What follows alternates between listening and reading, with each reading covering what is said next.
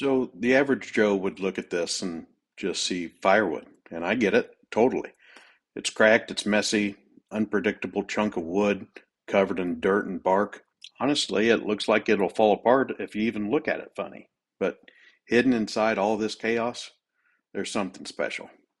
That crazy swirling grain that woodworkers lose their mind over, it's in there somewhere. Oh, it's down there somewhere. Let me take another look.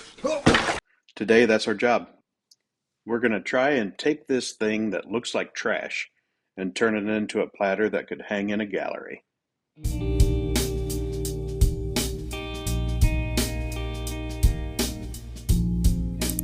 Subscribe now. With a crazy burl like this, plan is everything. Burls are basically these weird growths on trees, usually from some kind of stress or injury, kind of like a scar that just went wild and kept growing. It's what gives that figure that we're looking for, but it's also incredibly hard to work with. Just look at these cracks right here. They're deep.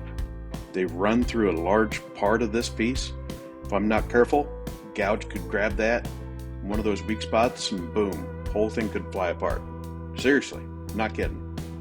That's a real danger when you're turning big, unbalanced wood like this. Then you've got these spots. These are bark inclusions. That's where the tree grew around its own bark. Sometimes they look cool, but other times they're just mushy spots waiting to fall apart. So with all that in mind, we're going to choose a piece. Here's the piece that I chose. We got rid of any cracks, bark inclusions. I do want to have a certain amount of sapwood and heartwood in this platter, so that's why I chose this square here.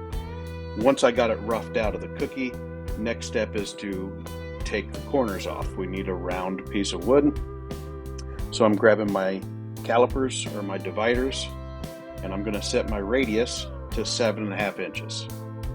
The max diameter of my lathe is 15. So those of you that don't remember geometry, radius is half of the diameter. So I'm setting my calipers to 7.5 inches. Once I have that marked out, I'm going to plan out where exactly I want that 15-inch diameter to be, avoiding any of the issues that I have on the outside of my square here. You can see on the left-hand side there, I do have a little bit of bark inclusions included in this piece, so I just want to make sure I'm cutting those out of my circle.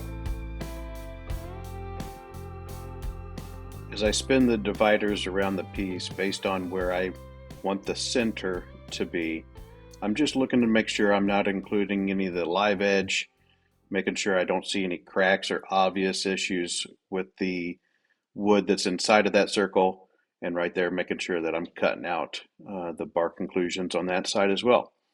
So once I get it marked out and I like where it is, take it over to the bandsaw, cut out the circle, bring it back to the lathe. And now I'm going to add the faceplate. So I'm just using the slight mark that I had with the dividers to eyeball the center, screw in the 4 screws.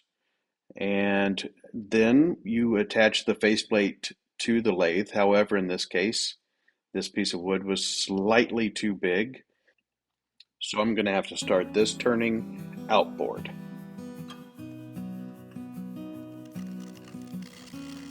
I'm using a 1/2-inch bowl gouge with a long swept-back grind. For me, it's a super versatile tool. Just by changing my angle a little bit or twisting it here or there, you can make big shaping cuts or tiny little shaving cuts that leave the surface really smooth. I'm also using my entire body to guide the tool, not just my arms. I think that's very important. You've got to be smooth, deliberate. You have to be confident while using the tool, but you've also got to listen to the wood. You can feel the difference when the wood hits a hard spot versus a softer one. You can even hear if you run across a split in the wood or if there's any defects that are showing through. So you just got to be vigilant. Also, in an effort to keep the video short, I'm not showing you all the different times I stop the lathe, take a step back, and look at it to make sure that the cuts are going smoothly or the curves that I'm cutting go with the overall theme of the bowl.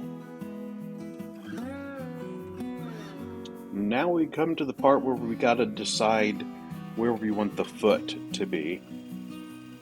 This is a really important decision on a platter like this because you want to have a wide enough base so that it doesn't want to rock or tip or be too unstable while sitting on the table. So that's why we went with about 2/3 of the overall size of the platter here, just to give it a nice stable footing.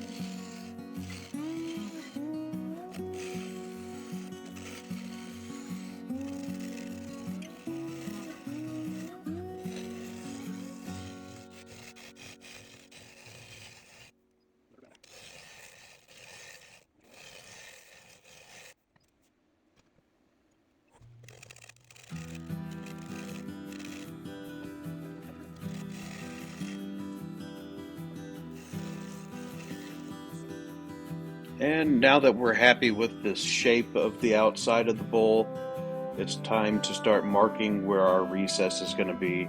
Most of the time I go with a tenon, but when on a larger project like this, I don't want to have just a small foot on the outside. I want to have a substantial amount of weight there for the bottom of the piece. So I'm just going to go with a recess here, cut a little bit out, and then add some decoration on the center, leaving that mass in the center as well. The only thing that I have to do is, because I usually use a tenon, I have to keep this in my head while we're going through and hollowing out the top side of it to make sure we don't make a really, really big funnel. We just want to account for that small recess that we're adding to the bottom on the other side as well.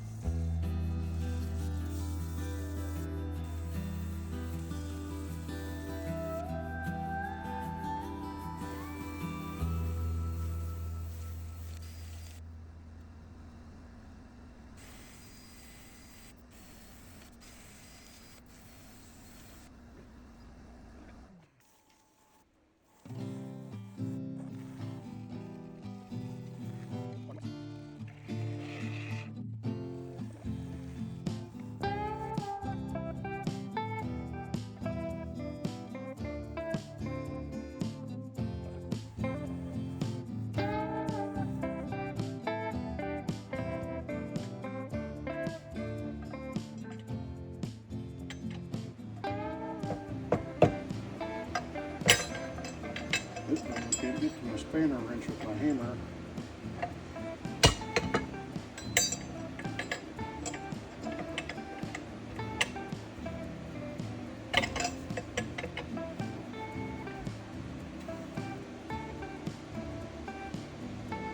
Hammer, there it goes.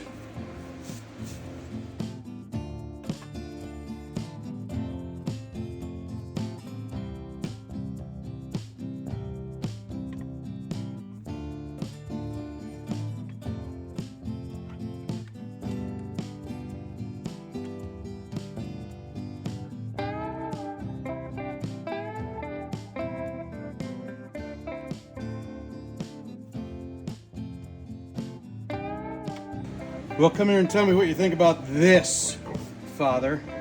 I haven't got the You gotta clean up your damn sawdust, son. shavings. I haven't got the front of it done yet, so it's just the backside. That's that stuff you made the other out of, isn't it? What? That little bowl? Or is Yeah. this something different? It's not the Coco Bolo, if that's what you're talking about. That's Walnut Burl.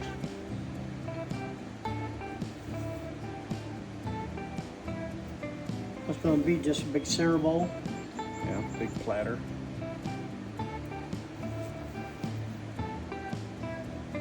Fairly attractive, yeah?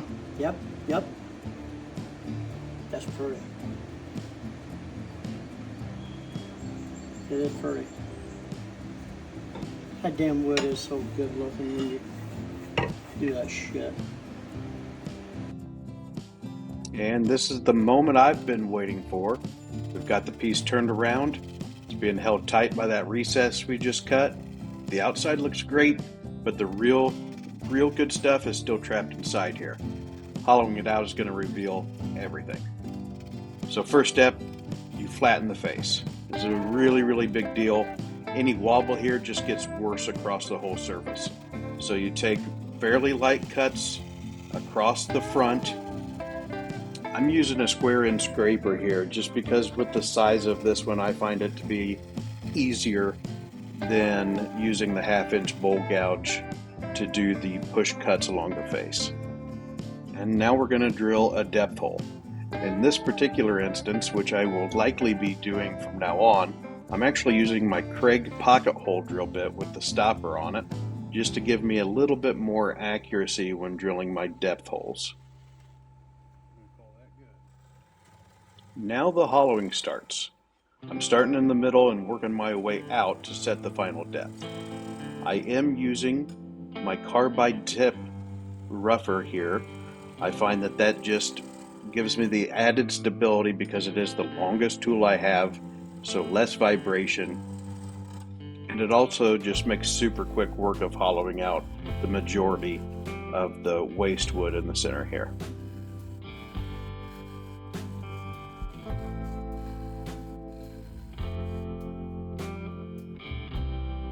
Now once again, I'm showing you a little bit here, but I'm not showing you as often. I'm stopping this thing very regularly to check with my calipers to make sure we're not getting too thin. Obviously one wrong move here, I could go right through the bottom and that would ruin everything, including my day.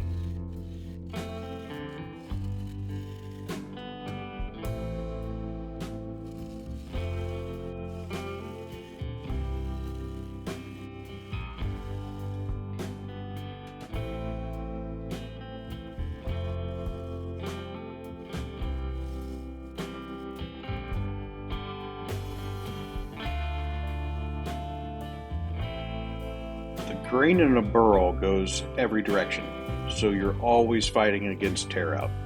Your tool has to be razor sharp and your technique has to be on point as well.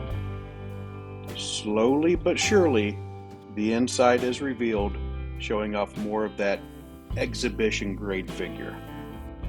A lot of people think turning is the whole show, but sanding is what makes a piece go from good to great. It's a long, dusty job. Nobody likes to do it, but you gotta do it. You're not just making it smooth, you're getting the surface ready for a finish that will really show off the depth and shimmer. And now we're finally coming to the best part.